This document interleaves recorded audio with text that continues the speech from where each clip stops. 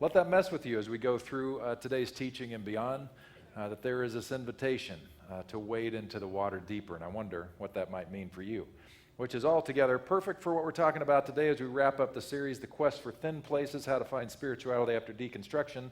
And today we are talking about cultivating that process.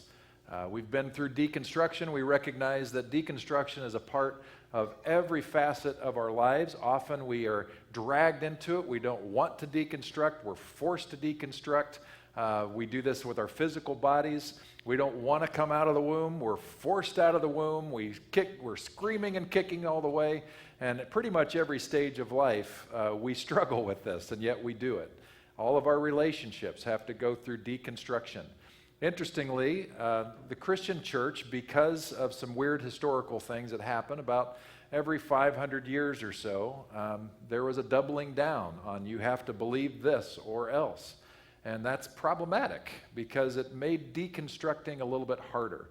It's like we told ourselves, or we were told, you can't deconstruct because you're going against the church and you're going against God, so don't touch it. It's too holy to mess with. But deconstruction was part of Jesus' tradition, and it should be a part of ours. So after we recognize it's okay to do that, we need to clarify what we're really about. That has to do with wondering why we're doing this faith thing in the first place. You might remember I annoyed you with that process of asking why 5 times. So why are you pursuing faith? You answer the question, well, why is that? You answer the question, well, why is that? By the time you get to number 5 or so, you have great clarity. So for some of you, just as an example, for some of you, you were taught to pursue faith to make sure that you got into heaven someday, that God was going to forgive you and you'd be welcome into heaven. Well, all right, life's short, heaven's long. That logic makes some sense. But why does that matter? If you keep asking why, you're probably going to get down to something more than just that. You're probably going to get down to a space, something like you want to feel connected to this God, and you want to feel like this presence that we call God is welcoming to you. You want to feel grounded, resonant with all this thing. You want to walk in relationship with this other and with everybody else. Something like that probably will bubble up. To get there, to that space, we remove things from our lives. And I want to give you permission that it's okay to remove parts of the tradition that are not working for you presently. It's okay. I want to let you know also that was a core part of the rabbinical tradition in Jesus' day. There were whole swaths of scripture in what we now call the Old Testament or the Older Testament, where the ancient rabbis would look at a particular text and be like, I have no idea what this means or how to apply it, so we're not going to talk about it. And that's how they treated it. They just categorically put it aside until they had greater clarification. It's okay to park things for a while because they don't make sense and it's not helping you to spin your wheels on these things. Removing things is a wise thing to do. And by the way, later on in your life, you might find yourself picking some of those things back up because they do resonate with you at some point. So this whole thing's a process which we'll work into.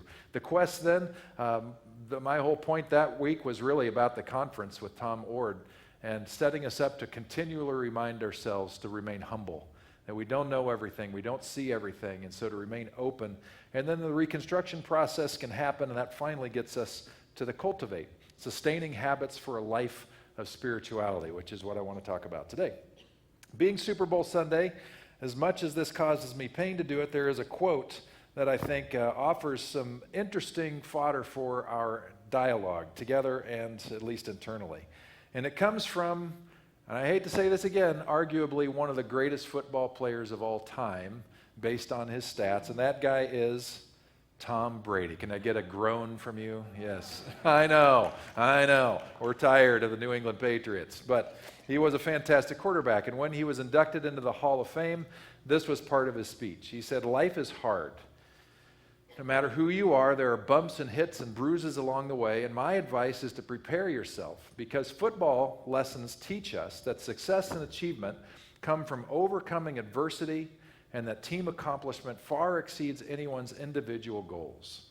To be successful at anything, the truth is you don't have to be special. You just have to be what most people aren't: consistent, determined, and willing to work for it. No shortcuts. Interesting stuff he throws in there. We'll come back to that a little later because I might have to take issue with some of Tom's words there, but we'll see. Related to this, Stephen Covey shares this, and there's a couple other authors that really lean into this. He says, the only thing that endures over time is the law of the farm. You must prepare the ground, plant the seed, cultivate, and water if you expect to reap the harvest. So that leads to some opening questions for you. These two questions are, what's one thing you have cultivated in your life, if this is all a cultivation process, and what was involved in the process? I'm going to give you just 30 seconds to think. This could be an actual literal plant. This could be a skill. This could be a habit that you've done. I don't know what it is, but 30 seconds, talk or think about it first, and then I'll have you do something else. What's one thing you've cultivated? What was the process?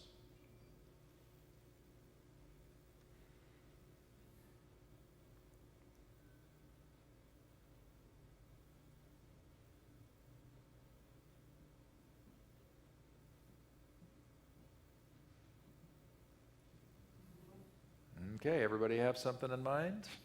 Okay, I want you to share in your tables just very briefly. I'm going to give you about 2 minutes so everybody gets a chance to talk. What did you cultivate? What was involved in the process? Go for it.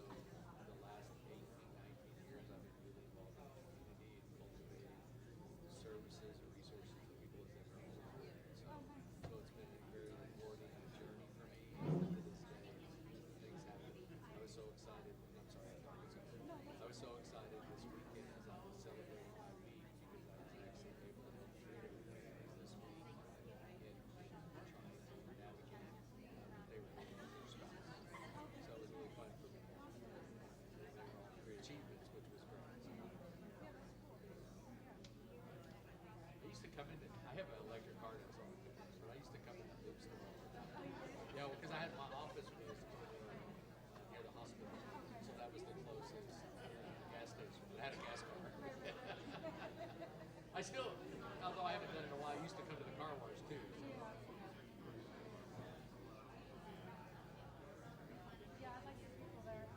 Yeah, they seem pretty nice. Yeah, they've always been very nice to me. Yeah, I'm collecting for points, so I would key in my thing to get my discount on my gas, and that would cultivate points for me to come in and get stuff in the stores.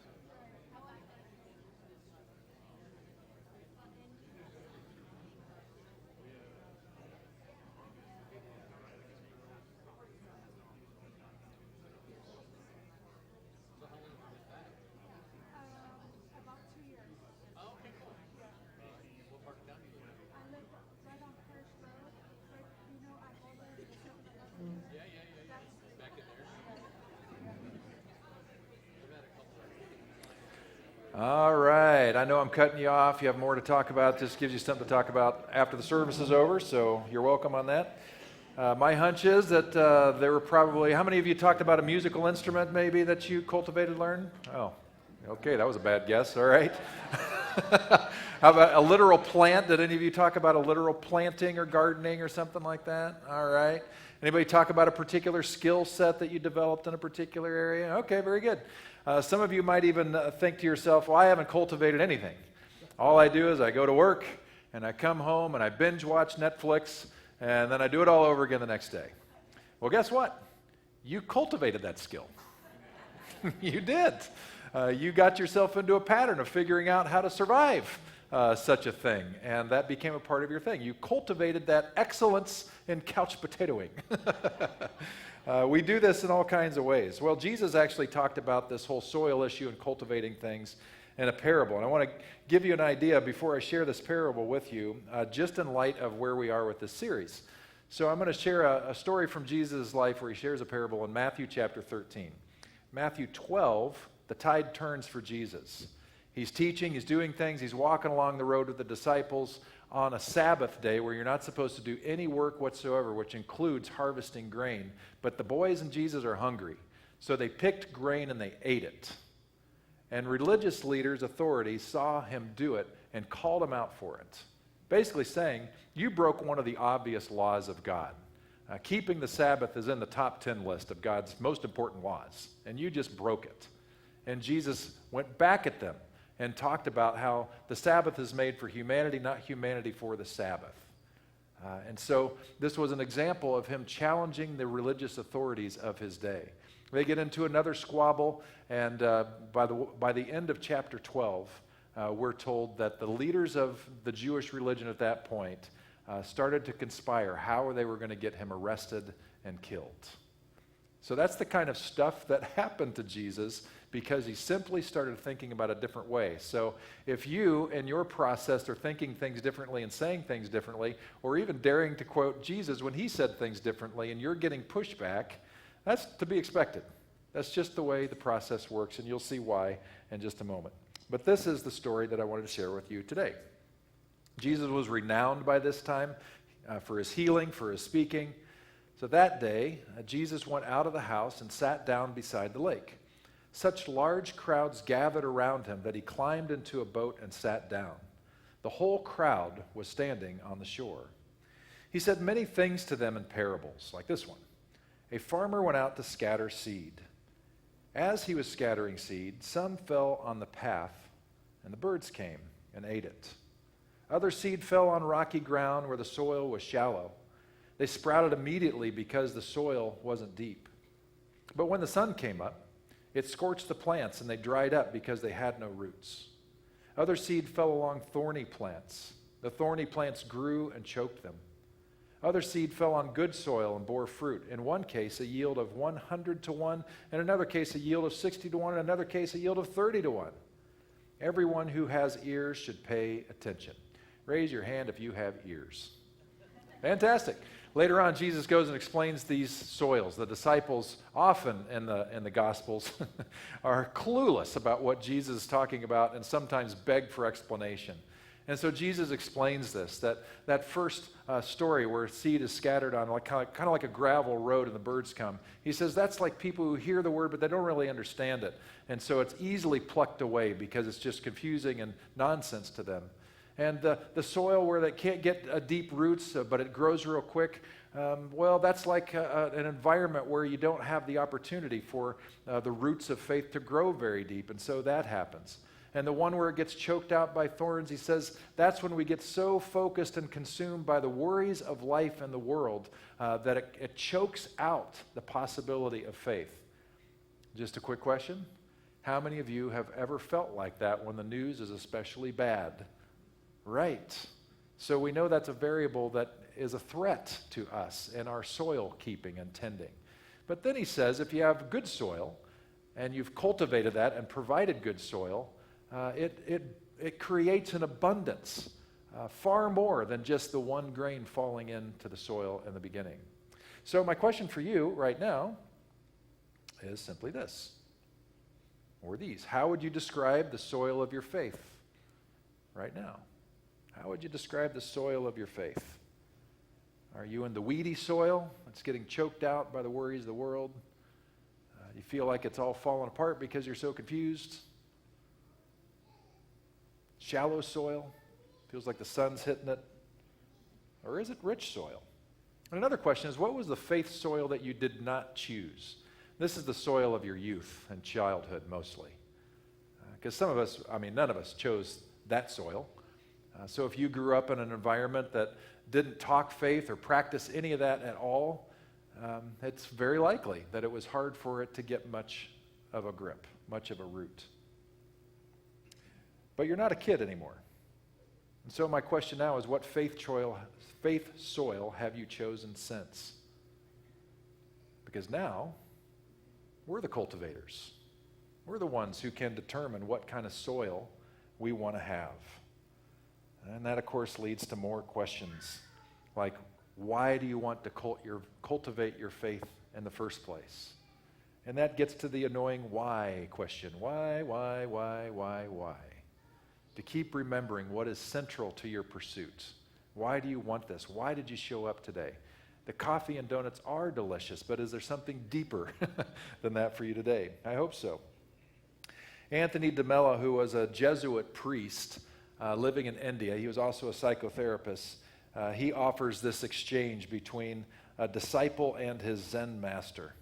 The disciple, is there anything that I can do to make myself enlightened? The Zen master, as little as you can do to make the sun rise in the morning. The disciple said, then of what use are the spiritual exercises you prescribe? And the answer, to make sure you are not asleep when the sun begins to rise. It's pretty good. But I hope you understand this isn't just simply waking up before dawn. The disciplines that we do, those cultivation things that we talk about, the things we put in place into our lives, are to make it more likely that you're going to experience the things of God that are happening all the time. Not just a sunrise once a day, but evidences, experiences of God that are popping up all around you all the time, if you have eyes to see it. Turns out our brain helps us with some of these things. I found this quite interesting in the book that Dana Hicks wrote, that we've been working through. It says, sometimes neurology makes sense in part of spiritual experiences. The reticular activating system, which is the fine network stuff in our brainstem, is part of the human brainstem. Its job is to filter out unnecessary information so the most important stuff gets through, or the thing you're focused on. We often see and hear what we are looking for, not all of what is actually there. Now, Dana Hicks gives an example of the car. I could probably get this off a little bit, but the gist is the same. He'd been looking for a new car, and he decided the car that he wanted was a silver Honda CR-V. And so he goes to the Honda dealership, and he's ready to buy a silver Honda CR-V. The bummer was they didn't have any silver Honda CR-Vs in stock, but they did have a cool green Honda CR-V. And the salesperson was like, hey, this is a pretty cool new color. What do you think about this green one? And he was like, well, it is pretty cool, I guess. So he went for it, got the green one. And like often people do with big purchases, he started to wonder, did I make a mistake?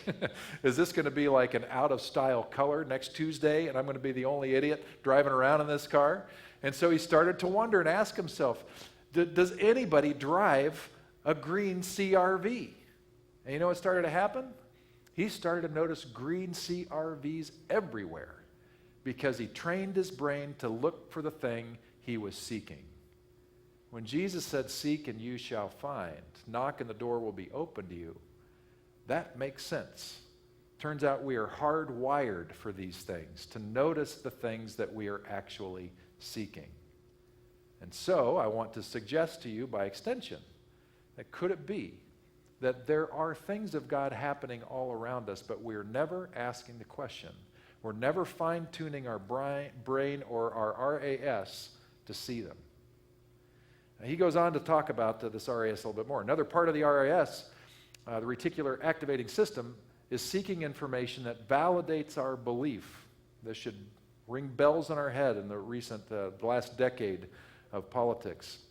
If you think that people are basically selfish, greedy, and out for themselves, you will notice evidence everywhere that reinforces that belief. If you believe people are generally kind and generous, you will find proof of that too. There is plenty of evidence for either of these beliefs, but your RAS finds evidence to reinforce what you have chosen to believe. This can be dangerous when the RAS traps us into biases or stereotypes and doesn't allow us to see another perspective. Now, this reality has been part of our culture for a very long time. I don't know if you knew this, but we are a consumer-based culture here in the United States. And there was a new sophistication that entered into the marketplace about 100 years ago with advertising. Prior to this particular time, if you were selling a rake, for example, there might be a flyer for the local hardware store saying, here is a rake for $5. It has a wooden handle and an iron fork. And you just look at it and say, I don't need a rake. But then they figured out if they could get you dissatisfied with your lousy rake and talk about how wonderful the new rake could be, they might be able to increase their sales. And so that's exactly what they did. Now the advertising let you know that your old crappy rake sucks.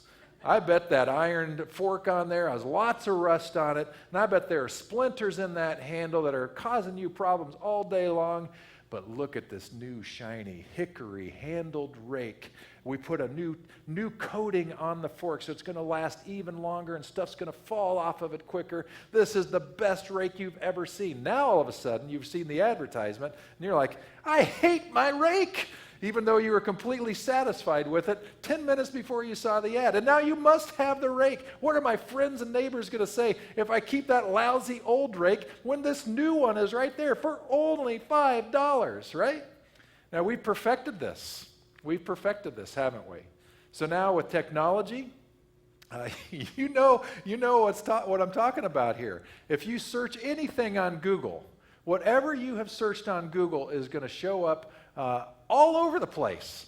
It's going to show up in the ads on Facebook and Instagram and in your email somehow. So I don't care if you're searching for speedboats or hemorrhoid cream, it is going to start showing up. It's crazy because there is a new level of sophistication toward our consumerism and toward our marketing.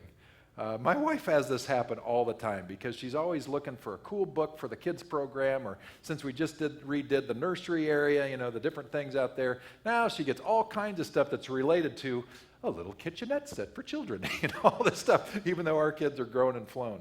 Well, our minds are hardwired to get into this and to see it and to want it and all that. It's part of giving into this. But there's a deeper, darker thing which I know you've experienced in recent years, and that has to do with the separating people based on their belief systems and based on the news that they watch. And the algorithms help that way too. We are fed the information that sounds right to us, not comprehensive, but to our niche self.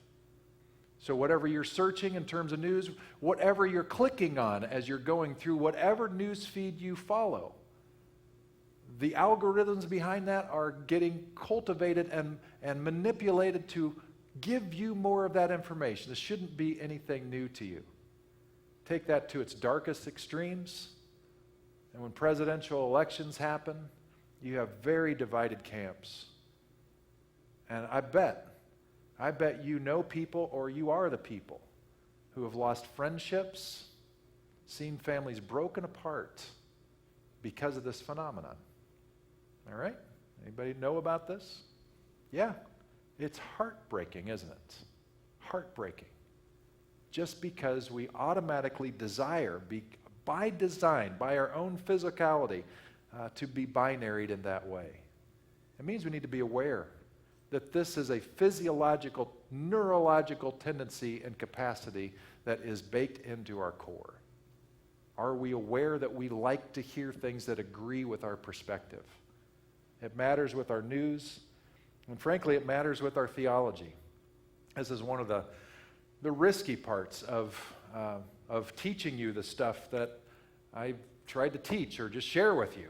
As I learn stuff, I want to share it with you, but I already knew that when I would teach stuff, I was going against a very, very large tradition of just more classic ways of thinking about the Bible, about Jesus, about God, about theology itself. Most of the publishing companies that deal with Christianity are of a classic Christianity. That means the stuff that you buy, the stuff that you research, most of it is not hearing the academics that are out there that are more current, or perspectives that don't fit that more classic view. That means that when I say something, or your Angie says something, or your Matt says something, or your Tom Ward says something, there's a good possibility you'll fact check it, and you'll look through your Life Application Study Bible, and you look down at the text notes on the verse that we are dismantling, and you'll say, well, it says right here, Pastor Pete, know-it-all, he's disagreeing with you, this Holy Bible. Well, it's not the Holy Bible that's disagreeing with me. It's whoever that commentator was, right? And that commentator was paid to write that commentary by a publisher who's keeping things in line so that they can sell more study Bibles. You see what I'm saying?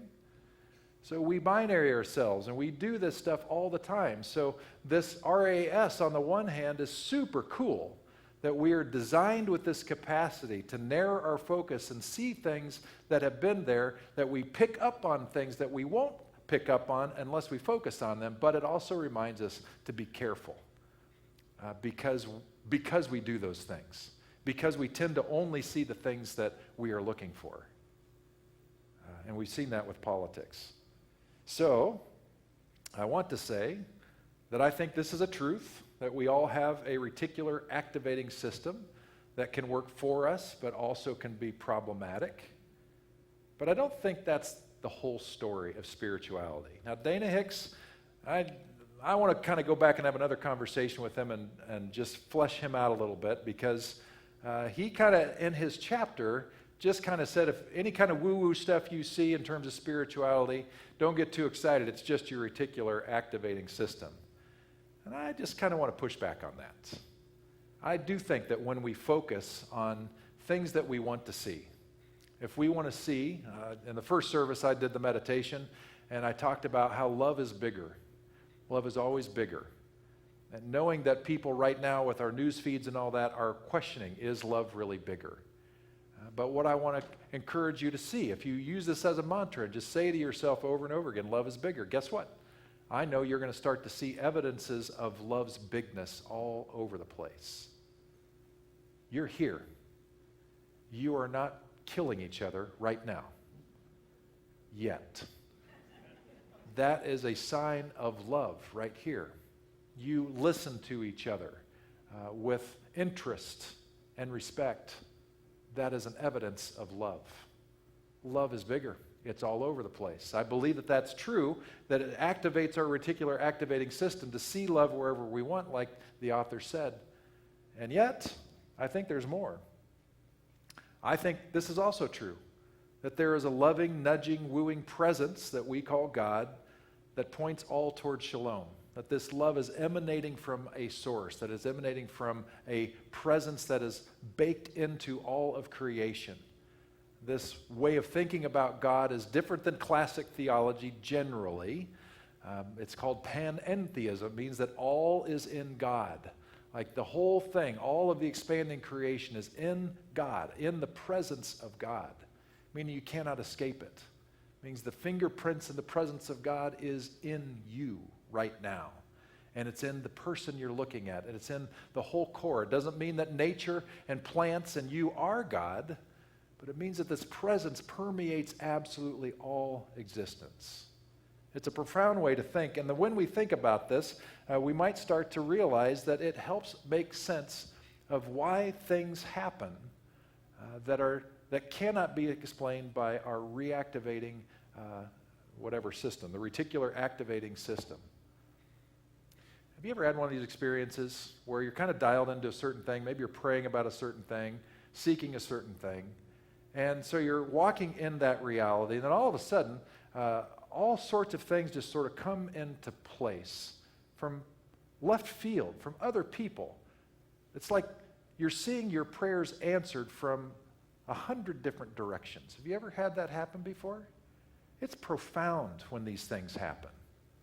And it feels for a moment like God is up there with the puppet strings, or maybe God really is the genie in a bottle, and he finally heard you say it long enough, and he finally gave you the wish. But maybe there's a different thing that helps us hold our reticular activating system and the Spirit of God together. Perhaps in our pursuit of shalom, however that's expressed in your prayers. Maybe we're marching along with that, but we need to remember that however many billions of people we currently have in the world, all of those people are being influenced by shalom as well. All toward the same guiding force of love, the same North Star. And there are going to be moments where there is a coalescing, there is a synchronicity of all these people that are listening to that same voice who are going to march in similar step. And of course, we're going to see things come together in incredibly powerful ways. That makes sense to me, that there is something bigger that is wooing us forward. And of course, we're going to see it happen and play out. We're going to call it sometimes miracles because it feels like that. Maybe we don't see as many miracles as there always are. And maybe we don't see as many miracles as there could be because we're not paying attention. Eugene Peterson, who was the biblical scholar who gave us the Message translation of the Bible, it's reported that he would say this phrase to his children as they would go to sleep.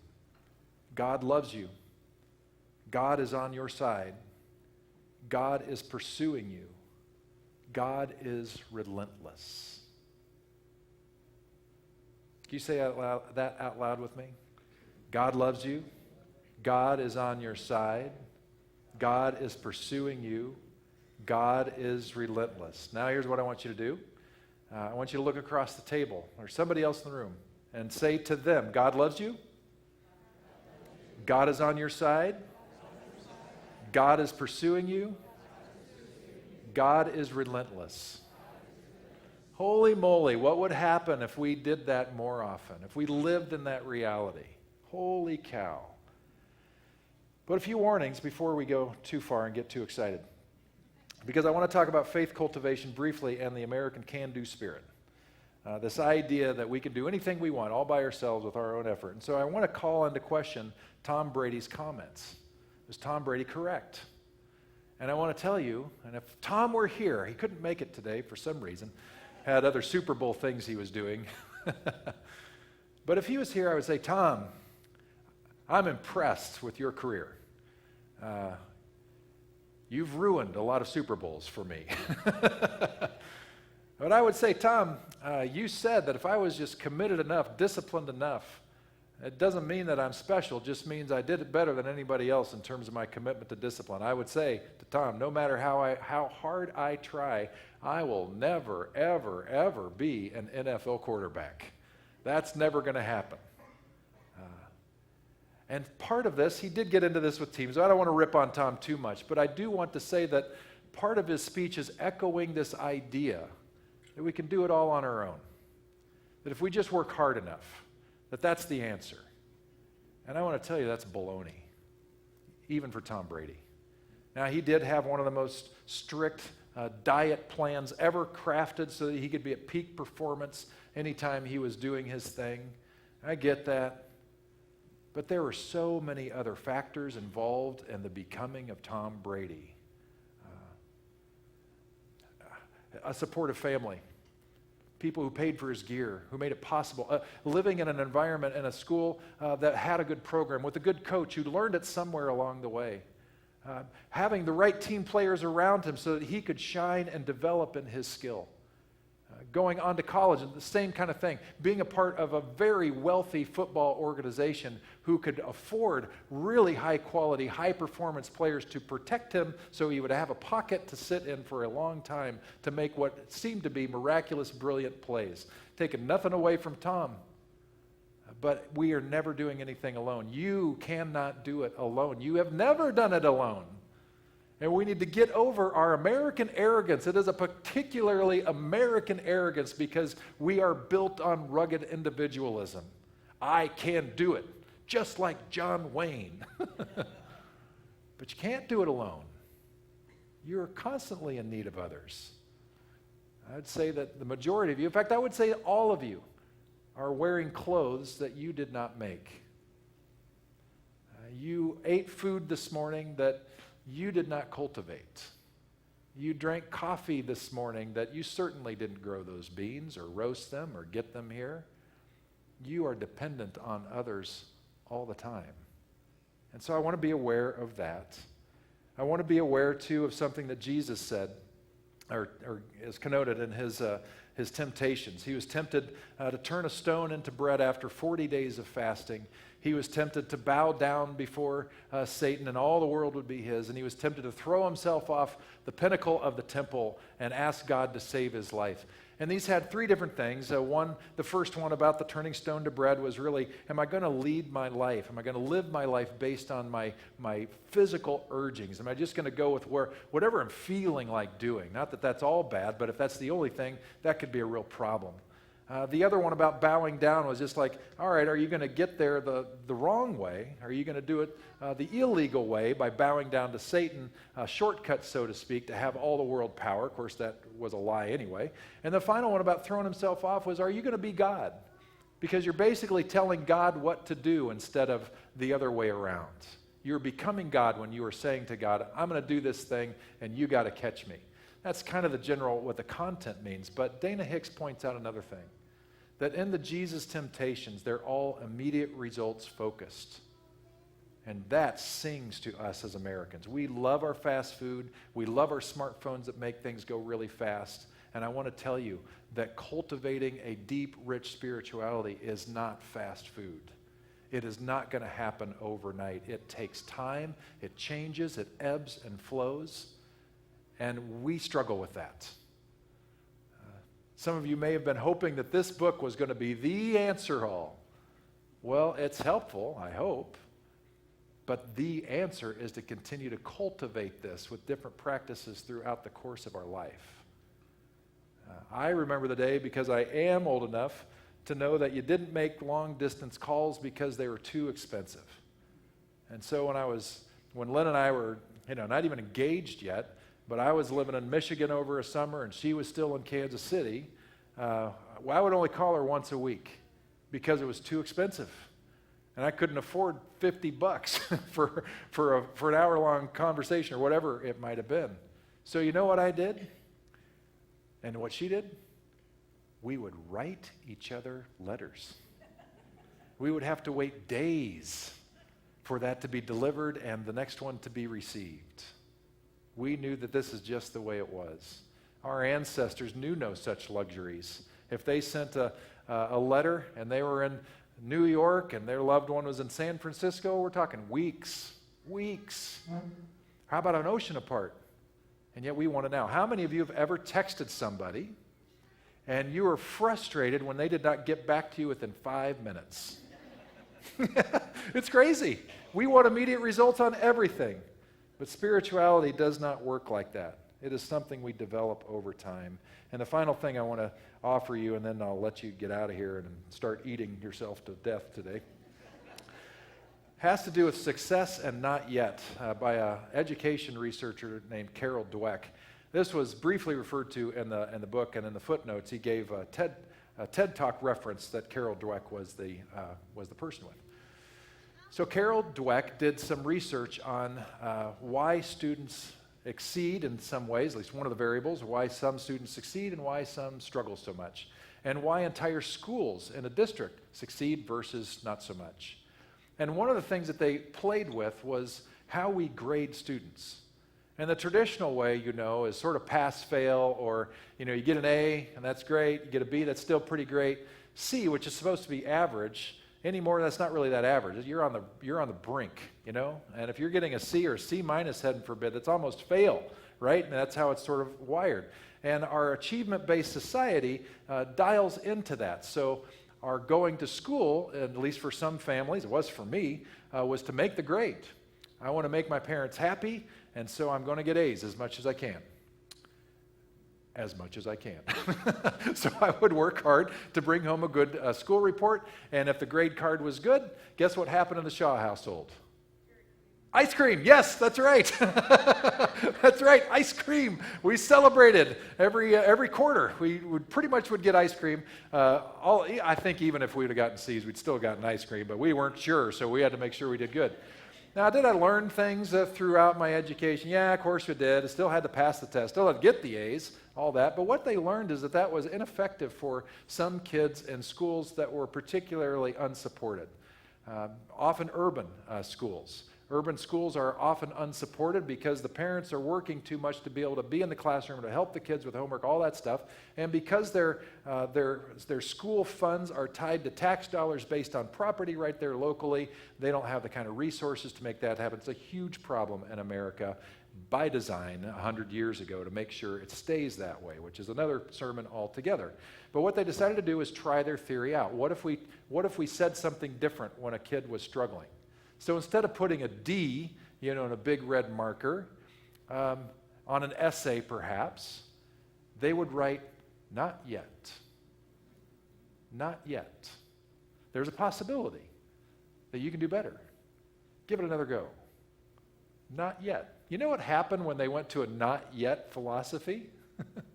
Some of these poorest schools, most underperforming schools, became some of the top performing schools in their district, against private schools, against well-funded suburban schools, because of the theory of not yet. I imagine that some of you gave up on your faith or gave up on your spirituality at some point in your life because you felt like you just didn't do it. You made a New Year's resolution, I'm going to read the whole Bible this year. You even got yourself a one-year Bible. And then you got sidetracked with Bridgerton or who knows what, and all of a sudden, there's too much Bible to read, and you gave up. I'm never going to get this done. Or I'm going to wake up early and have my meditation time, and too many days pass, and you feel like you failed. Maybe it's just a not yet. Give yourselves a break, people. The whole thing is a process. The whole thing is a process. As you go through different ages and stages of life, it's going to be different for you. You're going to do it differently. That's all right. Not yet. In fact, I want to tell you, if we came back next year and you talked to me about how your spirituality is going, you know what I'm going to tell you? Not yet. Because it's always going to be not yet, and that's a wonderful thing. That means there's more to discover. There's more to live into and lean into. That is a beautiful, wonderful gift for us. This whole thing is a process of learning to cultivate our lives and our soil so that we can walk more deeply with God. We can wade into that water where the presence of God resides, and we see the miraculous happening, which is going to change and ebb and flow as we go through life and see different things. But that's the beauty of it, isn't it? That's the possibility that is before us. And when those things coalesce, that's when we see love is bigger all the time. More and more and more. And even in days when ridiculous things are coming across our news feeds, we can still live and walk in hope and strength and pursue love. Because we are living in the reality that love is bigger all the time. So, this leads to sort of some final questions. I'm not going to make you talk about these. But I'm wondering, what is Shalom nudging you toward now? I'm wondering, how might you continue cultivating your faith so that you may be awake for the sunrises to come? Knowing this is not a pass-fail, but this is an ongoing process where your grade will continually be, and this is so wonderful. Not yet. There's more. There's more. Let's pray together. God, I am so grateful that you are a not yet God. Now, this is how you designed it. We screwed it up.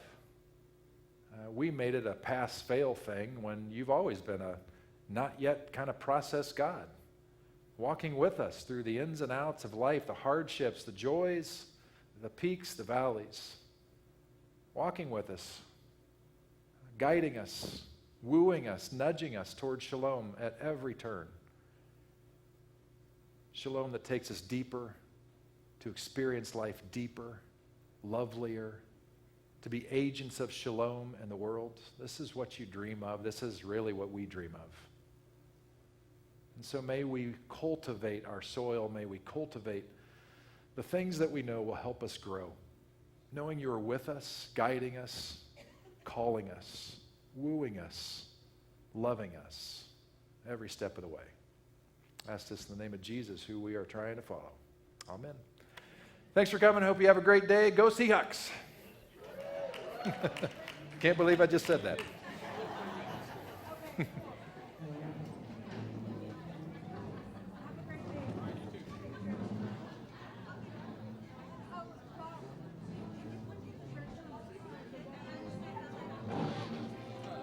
It's right back there.